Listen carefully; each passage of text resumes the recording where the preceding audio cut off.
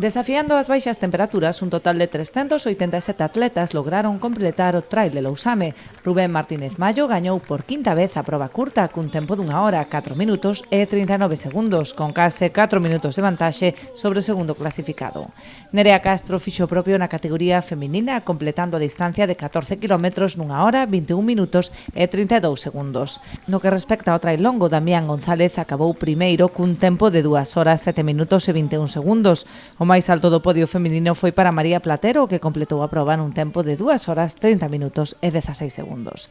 Alzouse coa vitoria a pesar de sufrir unha caída a 5 km de chegar á meta, que, aínda que lle obrigou a baixar o ritmo, non impediu que se alzase co triunfo con máis de 12 minutos de vantaxe sobre a segunda clasificada.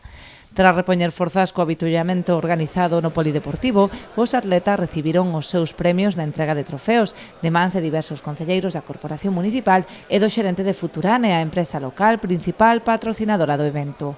Dende o Concello de Lousame quixeron agradecer a implicación desta e doutras moitas empresas, así como dos máis de 60 voluntarios que colaboran na organización, especialmente Cruz Vermella, Protección Civil e M Sports.